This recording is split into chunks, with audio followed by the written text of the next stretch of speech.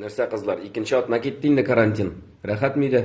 Юк, миңа рәхәт түгел. Мәктәпкә барасы киләме? Әйе, мәктәптә әйбәтрәк.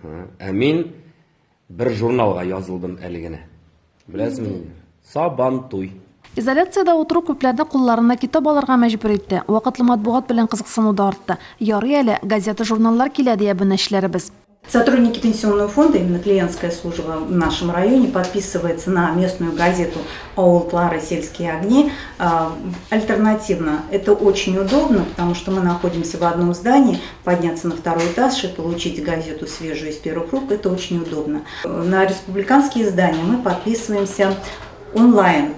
Тоже очень удобно, и хотелось бы, конечно, чтобы местные СМИ тоже были доступны онлайн. Эстрада йолдызлары, блогерлар да актив төстә газета, журналларга языла. Социаль шелтәрләрдә хәтта флешмоб та башладылар.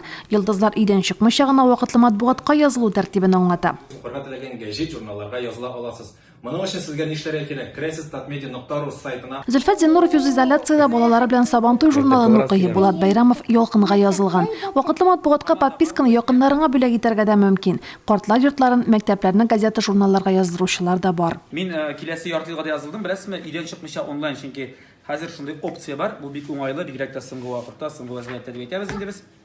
Өйдән чыкмыйча гына язылып була. Дуслар, балаларыгызны яздыртырыгыз әлегә ялкын журналына, инде киңәш итәм, бик кызыклы, заманча, современный дип әйтәбез инде без.